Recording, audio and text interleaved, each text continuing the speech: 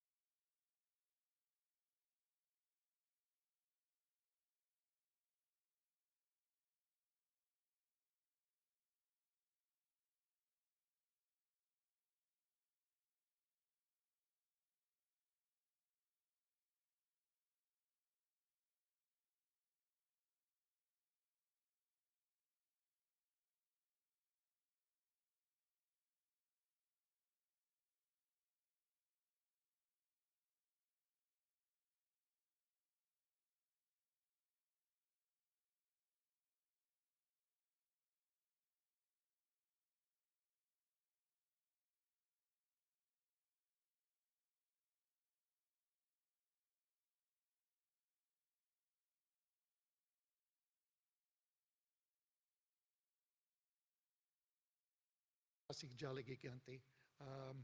Galialega Jigadoha, Jigata Woj. So hello everyone, my name is Kevin Stretch and I'm from Tahlequah, live in Tahlequah, and I'm excited to be here. And the last thing I said was I have finished taking a bath. So Chris Skillern is a type designer and citizen of the Cherokee Nation from Tulsa, Oklahoma.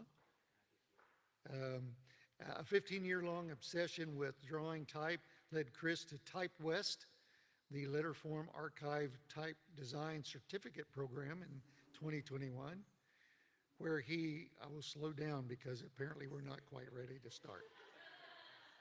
Anyway, I took the Evelyn Woodhead speed reading course. Those of you that are old enough to remember that. Anyway, where he designed Meli, a type family inspired by his daughter. Did I pronounce that right? Okay. She is here in the audience with a beautiful ribbon skirt, which supports the Latin alphabet and the Cherokee syllabary. Since graduating from Type West, Chris has had the opportunity to work with foundries like A+ and XYZ Type on custom type projects for brands big and small. when not assisting other designers, he says. He stays busy with his own foundry, Tulsey Type, which features his friendly, lively, and detailed designs for Latin and Cherokee. He is currently working with the Cherokee Nation, the foundry Typotech, and others on new fonts for the syllabary. So anybody have a question about that? There's going to be a test on that. What is his name? This is me stretching it out a little bit. So, Chris Skillern. Daughter, would you like to come up and talk a little bit about? Show us your ribbon skirt? No? Okay, I'm sorry. Anyway, so welcome. We'll get started here shortly. And if you have any questions for me in the meantime, I know that I hope everyone is enjoying the Cherokee National Holiday. Some fantastic stuff. You feel free to enjoy staying dry through this presentation because it has been raining off and on. I know I'm from Fort Gibson, and we would call this a toad strangler. So anyway, I also do a lot of soft shoe dancing. Yes?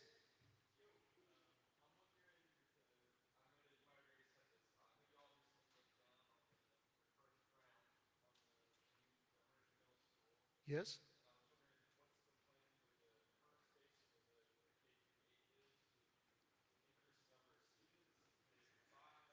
So we broke ground on the middle school, but in front of that is construction. You've probably seen the structure, and that is going to just be Head Start. And so we will have the baby immersion is what we call it here. We'll still be in this building, and then they will progress. And of course, we have Sequoia High School as well there. So anyway, yeah, great things happening with the Cherokee language. Dating back to Chief Baker and certainly with then Secretary of State Chuck Hoskin Jr. And the Tribal Council, they've really pushed for this. And Chief Hoskin has been a great advocate of all things language, as you can imagine. So anyway, with that, I will introduce to you Chris Skillern. Well done.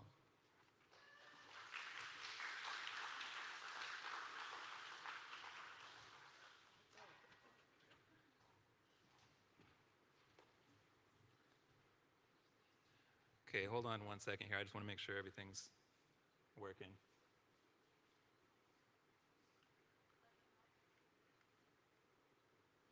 It's not doing anything.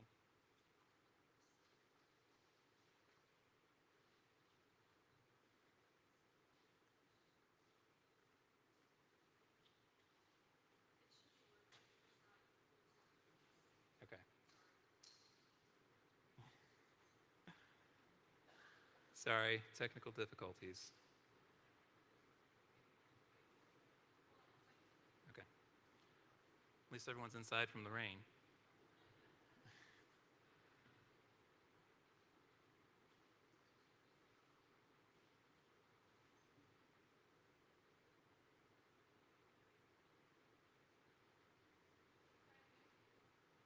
Yay! Let's give them a big round of applause. That made their job harder than it needs to be. Okay. Page through. Perfect. Thank you all so much. Sionagad, Chris Lawado. Hey everyone, my name is Chris Skillern. I'm so incredibly honored to have the opportunity to speak today. My family and I look forward to the holiday weekend every year, and I'm thrilled to be a small part of it this year. So huge wado to Crystal Walters and everyone who makes this happen for having me and for putting on such an amazing event. So as I said, my name is Chris Skillern. I'm a citizen of the Cherokee Nation from Tulsa, Oklahoma, and I am a type designer, which, judging by the reaction I usually get when it comes up in conversation, is a profession most people don't know exists. Maybe you do know, what a type designer is, or maybe you're my wife and daughter out here who have to deal with my obsession all the time. But for those who don't, here's a quick description of what I do. So everyone knows what fonts are, I assume, or more accurately, typefaces. Typeface is a particular design for a typed text in any given written language. So if you're working on a word processing program and you go to the font drop-down menu, you can select from a number of different fonts and it changes the look of the text in your document. You may never have thought about where fonts come from, but they're all made by type designers like myself. It might surprise you to know that beyond your computer's font folder, there are actually hundreds of thousands of fonts in the world, and more being designed every day. And why do we need all these fonts, you ask? Well, each font is designed for its own very specific purpose, whether that's to keep up with rapidly changing technologies, or to address an accessibility issue, or because a company wants its own proprietary branding typeface. There are fonts designed specifically for reading, fonts designed to be used at very large scales, fonts that can be animated, fonts made to support underserved languages. One big reason we design new typefaces is for expression. Display fonts, that's what we call them, are really unique and eye-catching designs that allow text to evoke different moods and convey different ideas. Graphic designers use display fonts for branding and packaging and signage, and display fonts give type character. I'll be returning to this idea, so keep that in the back of your mind for now. So I run my own small type foundry called Tulsey Type, and in addition to the Latin alphabet, English language fonts, I specialize in Cherokee fonts. So I like to think of my foundry as a bilingual type foundry. My day-to-day work includes doing contract work for bigger foundries, designing custom typefaces for companies and special projects, and designing my own fonts, which I license to graphic designers and others who use fonts. All of my own fonts include the Cherokee Syllabary, and I've even been lucky enough to be contracted, as Kevin said, by other foundries to add the syllabary to some of their existing multilingual fonts. It's pretty cool, and I love that the syllabary has become such a staple of my practice. It's very nerdy stuff, but I'm really passionate about it. I'm going to try to make you passionate about it today, too. I kind of can't tell stories without being really personal, so I'm going to get a little bit personal here at the beginning just to let you know where I'm coming from. Yeah, so before I get too much further, I'll give you my qualifications. So I didn't study the language or the syllabary in college or anything. I studied journalism and graphic design. So everything I know about the syllabary has come from my own research and practice over the last decade or so, and from people who were kind enough to impart knowledge to me. I'm passionate about the syllabary because of my family. So growing up, like a lot of people, I wasn't exposed to much Cherokee culture, really. My parents, who are out there in the audience, made sure my brothers and I were enrolled citizens early in our lives, and I learned a few simple Cherokee words from my grandparents, but that was about the extent of it. Growing up in the suburbs in Tulsa, you're not hearing Cherokee all that much. But I always had a desire to know more, and I sort of attribute that to the stories I heard from my grandparents, my grandpa on my mom's side, and my grandma on my dad's side. So, my grandpa, Ken Carey, everybody called him Babe, just passed away a couple years ago at 95. He was the best, just the quickest wit of anyone you'll ever meet. He taught my brother and I our first chords on guitar, unwittingly starting off our 20-plus year punk and indie rock career. He and my grandma and my mom used to sing gospel music on the radio. They called themselves the Singing Careys. He was from Holbert, and we made a lot of trips with my grandparents to Holbert and 14 Mile Creek as kids. Grandpa's dad spoke Cherokee fluently and would sometimes act as a translator, but he told my grandpa he didn't need to know the language because, quote, we're living in a white man's world. Grandpa told us lots of stories of being an ornery kid in Holbert and growing up around relatives he didn't understand because they spoke Cherokee and he didn't. This is my grandma, Ella, my dad's mom, was from Proctor. She passed away in November of 2019 at 96. And she was amazing too. She was a pediatric nurse, worked at the hospital where I was born. As far as I know, her immediate family didn't really speak the language, but she had made some attempts to learn herself later in life. She was very proud to be Cherokee and collected lots of Cherokee and Native art, and she wanted Amazing Grace in Cherokee played at her funeral, so that's exactly what we did. Later, when I was starting to try to learn the language myself, she gave me a couple of little language booklets that she had used to practice. And I love these because they're from her, and they're also nice to reference for words and for syllabary handwriting. So, though I was familiar with it, my real knowledge of the syllabary was about on par with my Cherokee language knowledge until I got into type design close to 20 years ago now, and I started wondering about syllabary fonts. There were not and still aren't very many digital Cherokee fonts in existence, and even fewer well-made ones. So I would sit and idly sketch Cherokee now and then, hoping that maybe this was a way I could get back to my people. This is one of my earliest attempts, just a simple reverse contrast OCO. In 2011, though I wasn't able to attend, I saw that Roy Boney and Joseph Erb from the Cherokee Nation Language Technology Office had just given a talk at TypeCon, which is a big type conference. And there was a little bit of conversation around the topic of syllabary fonts because of that. And it made me feel like maybe this was really an area where I could contribute.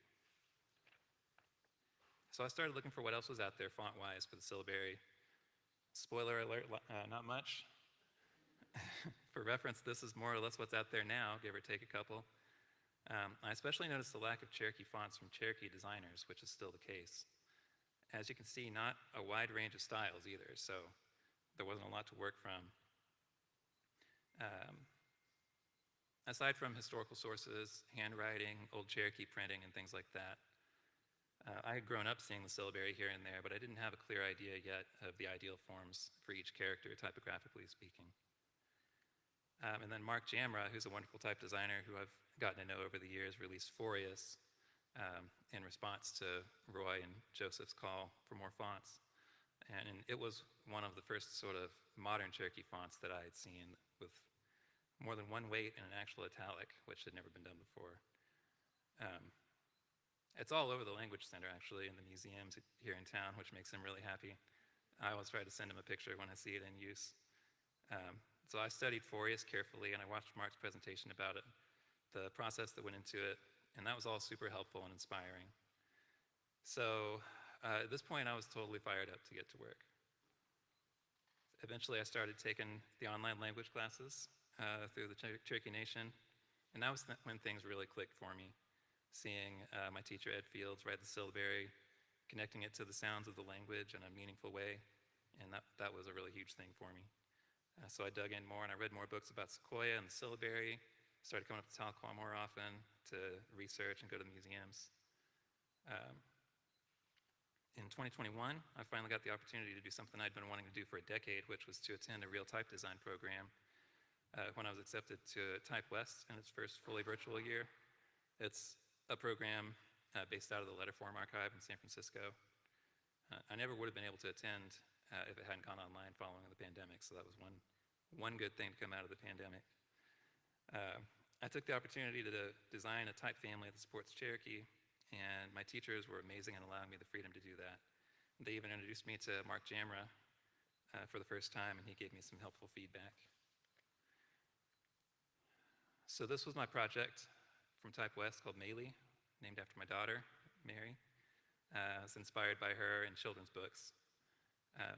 My intention was to have a full Cherokee character set, but adding 86 extra characters to 3 styles on top of all the Latin and everything in the last 2 terms of a year-long program is a lot of work. So this is where I got with that.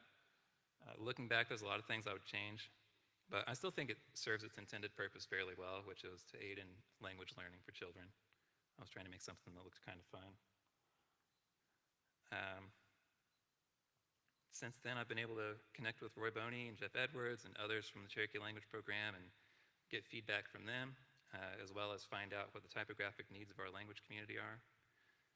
I've also gotten to work on some really cool projects with them, some of which I'll share a little and some of which I'm not supposed to share yet. So this is the point in my talks when I usually go into the full history of the syllabary, because I'm usually speaking to a room full of type designers or college students who don't know the history. So I'm assuming a lot of you are probably familiar with the history of the syllabary. If not, then this section's for you. If so, we can all use a little refresher sometimes. Also, if you want to hear a really deep dive on this from people who are very well versed in it and have played their own roles in bringing the syllabary to new technologies, I really encourage you to look up Roy Boney and Jeff Edwards' talk called From Talking Leaves to Pixels, which they've given several times, and I know there's at least a few videos of it on the internet. It's really, really thorough. It'll be more thorough than this. So the syllabary is our writing system. Skipped ahead. It was invented by a Cherokee man named Sequoyah, a blacksmith, silversmith, an artist, and a statesman who, by most accounts, was not all that familiar with written language before his invention. He might have known a little bit of English, but he refused to ever speak it. I love the story that goes like this. One day, Sequoyah overheard a group of young people talking in amazement about how white men could put talk on paper. And he basically said, "That's no big deal, I can do that." And he picked up a flat stone and scratched on it with a pen, and after a few minutes, he read back to them a sentence that he wrote by making a mark for each word. And that was the end of the conversation, but it awakened kind of an obsessive drive in Sequoyah to devise a system of written language for his own people. He started work on that somewhere around 1809, worked for a decade trying to figure out different systems, became a little bit of a hermit, and people didn't really understand what he was trying to do. In trying to find the best way to represent the Cherokee language, he first tried making a symbol for each sentence, and when that proved unsuccessful, he tried making one for each word, and that too didn't quite work. And to illustrate why this would be so difficult, this is the example I always use. So one word in Cherokee can be an entire sentence where each syllable holds meaning. So if you're saying goodbye in Cherokee, changing just this one syllable, da to na, shifts the word meaning a little bit. So you can see why it'd be impossible to make a symbol for each and every iteration of every single word or sentence. So once he figured out that wasn't going to work, he tried a lot of different things, and he eventually broke down the sounds of the Cherokee language into 86 distinct syllables, and then he drew a symbol for each. And his original designs actually looked like this, which were very intricate and calligraphic. These were the designs that Cherokee people learned originally. Once he had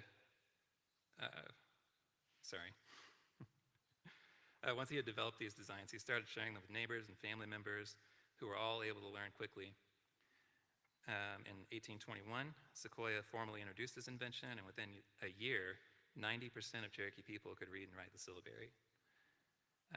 So in 1825, the Cherokee Nation formally adopted the syllabary as its official writing system. In 1826, the Cherokee National Council voted to appropriate funds to build a printing office, purchase a printing press, and cast a set of Cherokee Type. A missionary named Samuel Wooster secured additional funding from his organization and used his printing experience to help with the logistics of getting the type cast and things like that. After a lot of work, the Cherokee Phoenix was born. And the Phoenix was the first newspaper published by Native Americans in the United States, and the first published in a Native American language. And of course, the Phoenix is still published today. The move to metal type presented some challenges, because I don't know if you know about the process of metal type. You have to cut the characters into these tiny little pieces of lead type. And so it would have been challenging to cut the intricate shapes that he originally designed at such a small size. So by most accounts, Sequoyah simplified his designs himself, in some cases borrowing some forms from an English Bible he came across at his brother-in-law's house, or at least the ones that he thought bore enough resemblance to his original designs. And for the rest of the glyphs, he created new forms. Whatever the case, I do know that the foundry that cast the type in Boston substituted some Latin characters here and there, and I've learned even recently some characters from other scripts they had on hand, probably at least Cyrillic, Greek, and German. Surprisingly, this did not cause readers of Cherokee to be unable to read it, and the metal type forms quickly became the standard form of Cherokee in both handwriting and print. So today, this is what people recognize as the syllabary.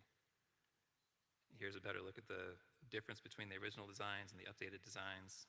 Roy Boney put this together. For some of these characters, you can see how they were simplified into the new forms. that one, or that one. Even Na to some extent. For others, the connection's a little less apparent. Or that one, I don't know how that became a Z. But either way, the updated forms are the standard now. The Cherokee Phoenix operated until 1834 when its office was closed because of the Indian Removal Act. After removal, a new press was established, and in 1844, the Cherokee Advocate began publication. The Advocate ran for 62 years and was shut down twice during that run, and it ceased publication in 1906 when the U.S. dismantled the Cherokee Nation government. All that remains are the press and some of the metal type, which you can now see permanently on display at the Cherokee National Supreme Court Museum. And I highly recommend checking it out. It's so cool to see this tiny type up close. These are terrible pictures, but they've got like a little magnifying thing there in the museum, and you can look really closely at it, so definitely check that out. So the syllabary has since been integrated into pretty much every new technology you can imagine. There are Unicode code points for all 86 characters, which means you can type the syllabary on any device. Before digital publishing, there were typewriters made to support the syllabary. Throughout its 200-year history, though, the look of the syllabary has changed very little. Aside from some notable exceptions like Mark Jammer's Fourius, which I mentioned, the syllabary is still most often represented in a style very similar to the original metal type. But I don't think that needs to remain the case. So take a look at some of the signage around town here in Tahlequah. Oh, wait. This was the slide I was supposed to be showing you. There's an iOS keyboard for the Cherokee. There's a couple of Cherokee typewriters, IBM Selectric Ball up there, which I'd love to see someday. Okay, now I'm on the right slide. Take a look at some of the signage around town here in Tahlequah. Now, obviously, this is beautiful to see that almost everything is in Cherokee, right? But you'll notice that no matter what sort of sign it's on, the syllabary is in the same style, literally the same font in most of these cases. It's a font called Digaweli that was inspired by the original metal type. And this is totally understandable because, as I said, there just aren't that many fonts to choose from. But other languages have all sorts of different styles to choose from. They have serifs and sans serifs and scripts and more. So there's a particular style for any use you can imagine. That's something I think Cherokee desperately needs. For example, if you're buying a bag of ice, you don't really want to see this. You want to see something like this, right? Cherokee Icy Cap's a style that fits its role. So it's sort of a silly example, but you can see what I'm getting at. That's the kind of thing I'm hoping to provide. It's a lot easier said than done, though. The problem I always ran into when I was starting out, trying to design syllabary in different styles, is that there are just no examples to follow. So how do you prepare yourself to do this kind of work? Here's how I think about it. I will likely never speak Cherokee fluently. The online language classes can only get me so far, and geography and family and work responsibilities make joining a program like the adult immersion program difficult. But I believe I can actually become fluent in designing for the syllabary, and that it can become second nature for me. So it occurred to me recently that that's what I'm really after. And there are two reasons for that. One is personal. I want that connection. I want that deep understanding of something that's so hugely important to my heritage. And the other is practical. I want to be able to design the best and most accurate syllabary fonts I can so I can give back to my people and help with language revitalization efforts. Mary's wearing my hat out there. I've come to think that some degree of fluency is pretty important when it comes to designing for a script, especially one like Cherokee, and I'll demonstrate why. So, as type designers, we can easily take for granted our familiarity with the script of our primary language. So when we design for that script, there's a solid foundation already there. For instance, I grew up speaking English and writing the Latin alphabet every day, so even if I hadn't studied type design, I would still know it inside and out. I wouldn't have to ask if this is the proper shape of an A, or if this is where the thicks and thins go. I don't have any confusion about the placement of serifs or proper proportions. I know how the form changes when it's drawn in a different style. You get the idea. By contrast, here's the Cherokee character Sioux. When I started working with syllabary 10 years ago, I couldn't have even told you that. I would have recognized it as Cherokee, but that's about it. I wouldn't have known if this is the ideal form, and I couldn't and likely still can't definitively tell you if this is where the weight goes. I've seen it several different ways. Most Cherokee handwriting you see in archives is monolinear, and there's some exceptions, but there's no real definitive model for anything that's not the same style as the original metal type. And there's so many other questions, the answers to which aren't immediately apparent, like what's the difference between the serif and the sans serif forms of this character? Serifs are the little parts that stick out on the tops and bottoms of stems. Are these even the right questions to ask? You know, what does an italic version of this look like? I think the only way to begin to answer these questions is through deep research, or in my case, something akin to immersion. So we're in this incredible facility here, the Durbin Field and Language Center, which houses the nation's immersion school for kids and its adult master apprentice program. Students are surrounded by the language, which helps them to really internalize it. So my version of immersion in the syllabary has looked like this. One, just really internalizing the history of the syllabary and its development all the way up to the present. Two, lots and lots of drawing and writing. These are mostly pre-TypeWest lettering experiments I did from around 2014 to 2020. But I'm also talking about just practicing syllabary handwriting to get used to the forms. Three, coming up to Tahlequah to visit museums or come to the Holiday or Con, where I can see other artists' work. Four, and this is hugely important, dialogue and feedback from the language community. I always want to make sure I run my designs by speakers and people who work with the language. Five, being very intentional about keeping syllabary materials around the house, like making sure to, you know, hang the calendar in a good spot, or collecting shirts and prints from Cherokee artists, or keeping my reference books nearby. If it's something you see every day, it becomes more familiar. Six, digging through archives online, or you know, looking at different styles of handwriting and printing samples, or going to archives in person, like when I had the opportunity recently to spend a couple of days in the research library at Tulsa's Gilcrease Museum, the Helmerich Center for American Research, where I got to look at hundreds of pages of Cherokee handwriting, mostly from the 80s, all kinds of letters and ledgers and journals and things like that. Quick side note here.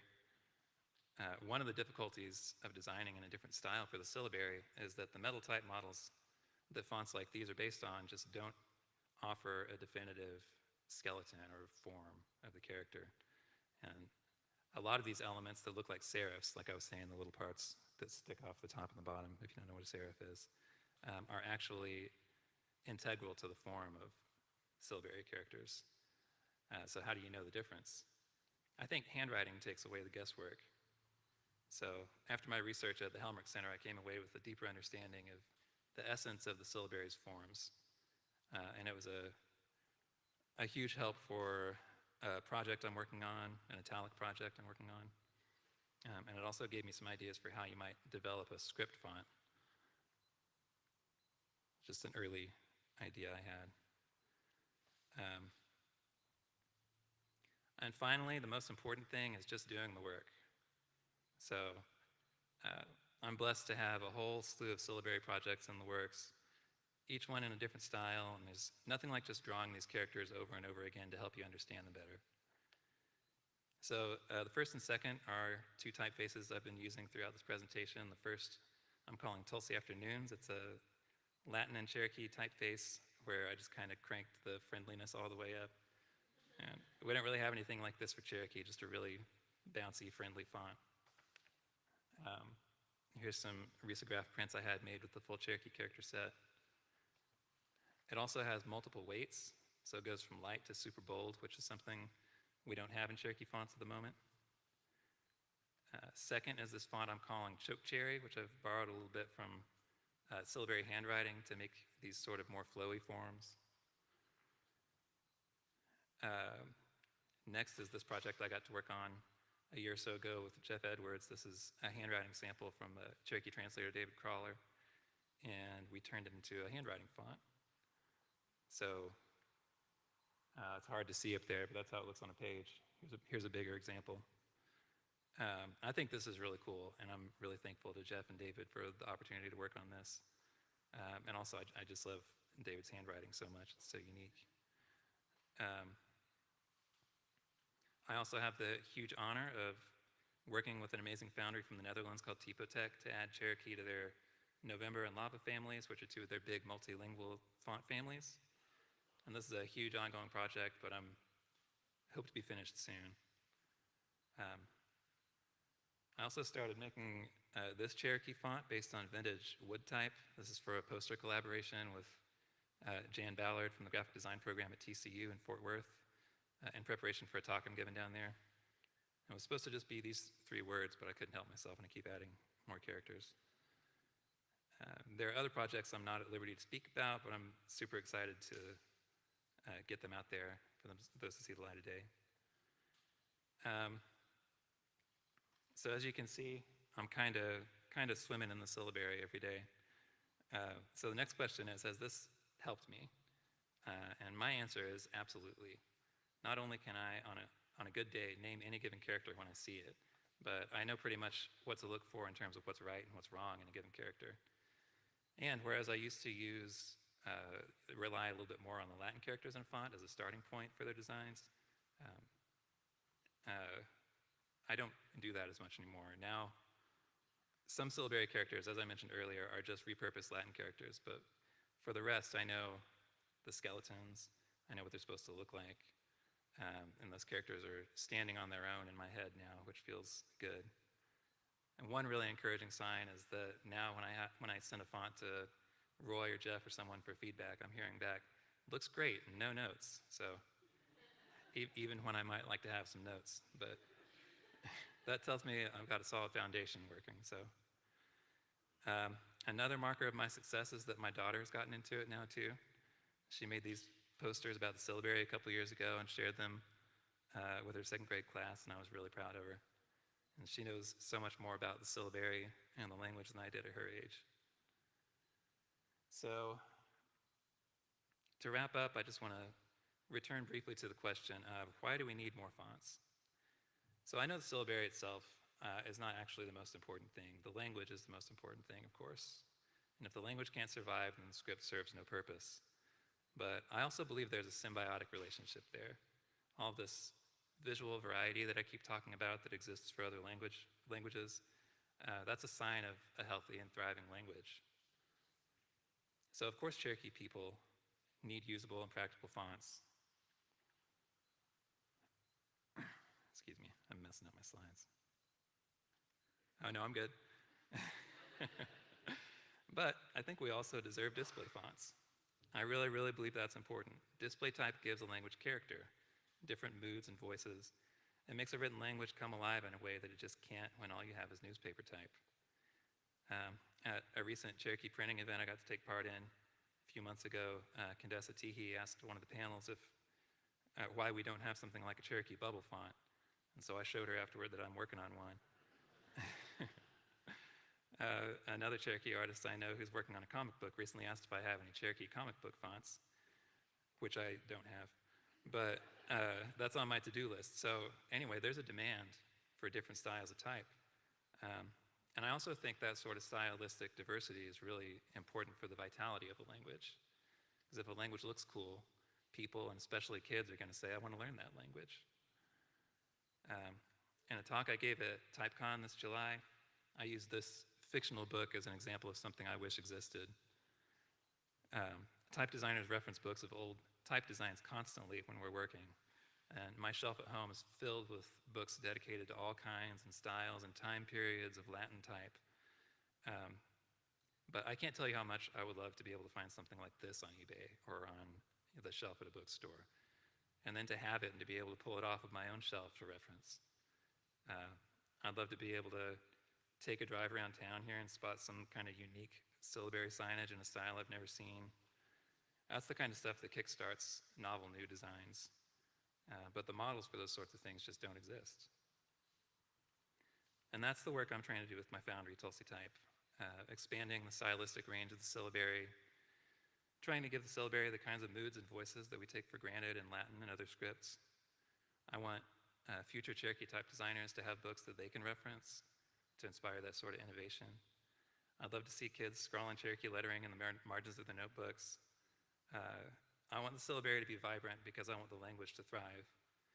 And on a personal level, this is my small way of redeeming the language for my family, and I hope I'm making my grandparents proud. What else?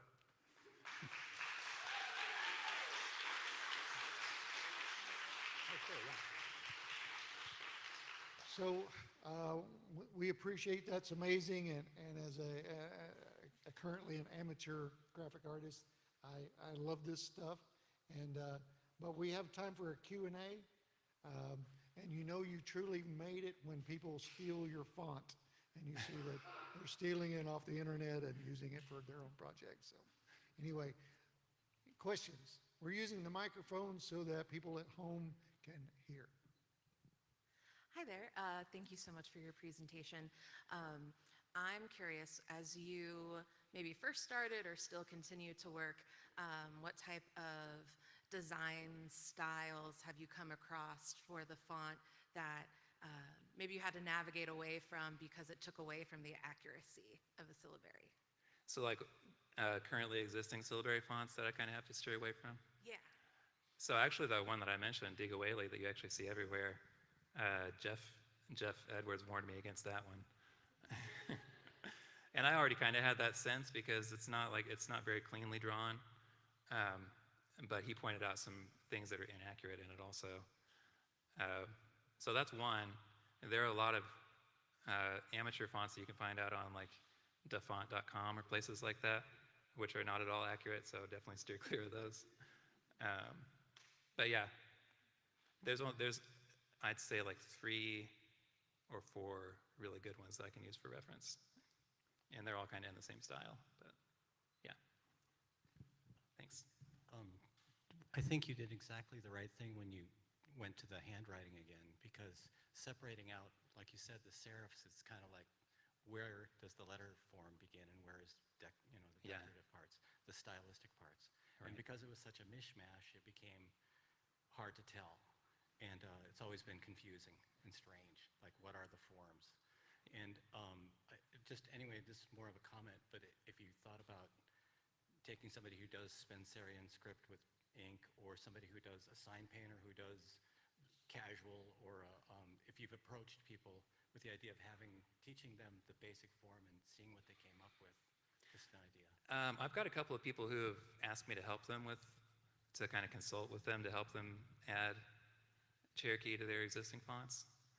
I haven't specifically approached people yet, but I like that idea. I've thought about making a Cherokee casual before, but I'm not a sign painter myself, so that's a good idea to kind of approach some of my sign painter friends and have a nice Cherokee casual. I think that'd be cool. Yeah, thank you. In television and movies, there are a lot of fonts that are used for closed captioning and subtitles specifically. Are there any fonts like that in the Cherokee language? And if not, are there any plans to change that?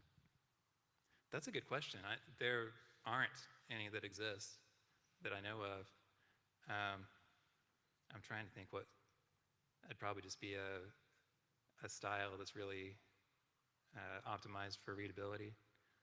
And I've got a couple like that that are in the works. One of them for the foundry TYPOGRAPHY that I was telling you about. And that one should be very highly legible. And there's actually another one that I'm supposed to start working on after this one that's specifically made for legibility, and it has a lot of research into low vision and things like that. And so yeah, at some point when I'm freed up, I'll be working on that too. CO, I just want to say I share your vision and what don't. I think that having more fonts and being able to have fun in the language, playful stuff is huge for language work, so thank you. And I have a trick question first. Which way do you put your dough? Does it point up or does it point down? Oh wait, sorry, I missed that. What? Which way do you point your dough? Does it point up or does it point down? So nowadays it's represented just like a V. It's like a V. Okay. But yeah, but in old type styles, sometimes you'll see it upside down. I've seen the reasoning for why they flipped it before, but I can't pull that out off the top of my head. It was the hand-laid type, you know, what's your P's and Q's? So when they did hand type, they turned it upside down. Okay. See, I always thought it was a capital lambda. What's that? I always thought it was a capital lambda and not like a Russian Cyrillic lambda, you know? That's true. I think I actually only have my trick question. Thank you. Okay, well, thank you. There's another question. Okay. My cousin back there. Hi. I was curious thinking about kind of what you were saying about script and thinking about things like cursive, and obviously, like, I know a lot of that has kind of fallen by the wayside now when you think Yeah. about kind of like written language, but I didn't know kind of how you're thinking about the like symbols and the letters, if you could see something like that, like a script or like a cursive kind of alphabet coming out of like kind of the syllabary work that you're doing. Yeah, so that was something that just came from looking at a bunch of handwriting and noticing that in handwriting, it's often already kind of slanted, and some of the strokes kind of bleed into each other just naturally from handwriting. And so I wanted to try and experiment with it and see if I could turn that into something that looks like a script. I don't think you could make a fully connected one the way that you can with Latin, but I think you could make something that looks more scripty, at least, that would be fun to have for uses where you need a script.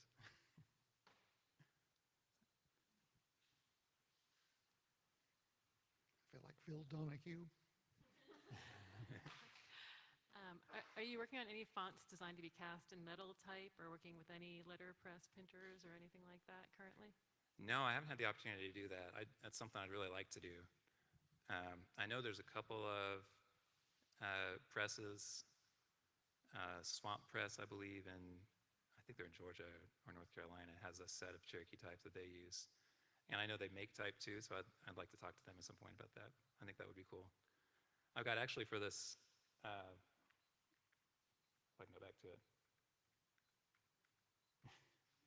For this one, we're actually having some wood type made out of this for the poster project. So not quite the same, a little bit larger scale, but we can still use it on a press. And it'll be the first time I've had like a physical object like that made, which will be cool. That would to be have. cool, yeah. Yeah.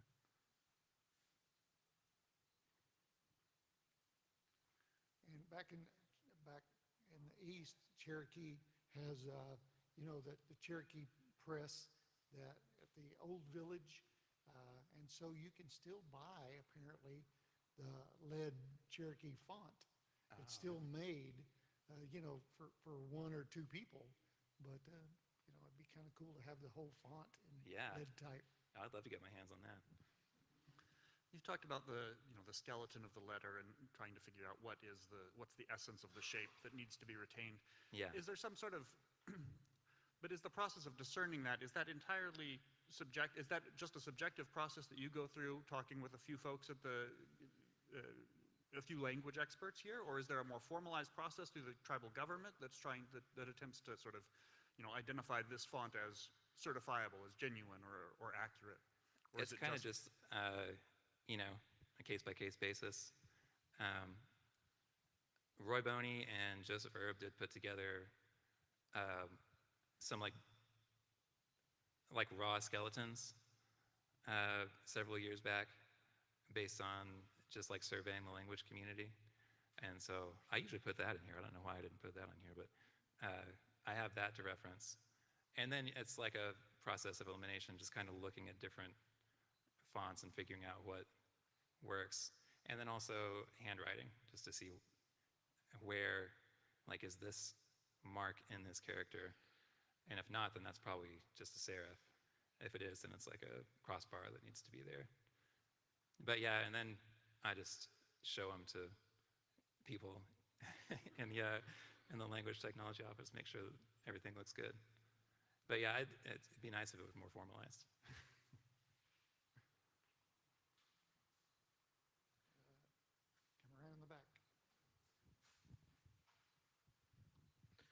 Yeah, I have the syllabary on iOS, the keyboard, Yeah. and all the hidden characters are a nightmare to remember where they are and how to find them. Is there any work being done on making a digital keyboard for the syllabary? No, and that's kind of outside my realm of expertise, but I do know some people who make keyboards. And actually the foundry I'm working with, TYPOTech, has people on staff who make keyboards. And that's something I want to talk to them about because, so there's a phonetic keyboard for Cherokee. I don't know if you have that on your computer, where if you just type out the syllables, it converts it automatically to the Cherokee character. But the problem is that doesn't work with lowercase. There's Cherokee lowercase too. And there's also a couple of characters that don't actually come across correctly when you type it. So there's some things that need to be addressed with syllabary keyboards for sure. And yeah, I have the same problem with the iOS keyboard. I know there's logic behind it, but I forget it every time. I remembered my real question for you. All right. With all the work you're doing, maybe trying to find these ideal forms of characters and stuff, and spending time with handwritten materials. As a second language learner, I'm sometimes bothered by the handwriting books I'll come across, which are sort of telling you to copy a typed character that, if you look at handwriting samples, no one writes it that way by hand. Have you ever thought about collaborating with some folks to make a learn to write book or something that more accurately represents the handwritten language instead of the sort of metal type forms? That would be a good idea. I think that'd be cool. Yeah, I've just recently kind of gotten more into digging into the handwriting and what the handwritten forms look like. Before that, I was always just looking at printed type samples and things like that. But I think that would be a great thing to do, to get maybe some speakers who have really natural handwriting. Because you're right, a lot of us learn the handwriting just from the metal type forms, and it just sort of, it's like, it's not fluid handwriting, it's just drawing the metal type form, recreating it. So yeah, I think that's a great idea. Yes, and I write illegibly in 2 languages. The English language has, been evolved over, however many thousands of years, but with all of our language getting halted for so long, with the bigger movement for getting our language back to where it was, is there a chance that the letters might evolve over time? That's an interesting thing that I actually gave kind of a whole talk around those lines to TypeCon back in July. But it was kind of more about like looking back and how might things have developed had they not been halted, like you said. But that's a thought experiment I like to have in my own mind, that it could evolve over time. And I assume like with more use, more people using it daily, more people speaking it, more people writing it, I imagine it probably will evolve to some extent. And I know there are also regional differences in handwriting, which shows a little bit of evolution in some form. So yeah, I like that idea. I think that's cool to think about. Maybe someday it'll kind of reverse course and go a little bit more back toward the original kind of more flowy designs, the calligraphic ones, which would be cool. Anyone else? One more, sorry to ask twice, but those were terrific examples of handwriting. Do you know how we could see great examples of handwriting, or we just have to dig them up like you did? So Gilcrease has a lot of these scanned, and they're pretty high quality scans. You can find them on their website. And then I imagine, there's got to be some handwriting samples around here too. Yes, absolutely. So, And the the archives. research center, you said? So yeah, some good resources here in town. Good online resources, several different archives you can look up. And there's the numbering system as well that's still in handwriting. So you can look that up.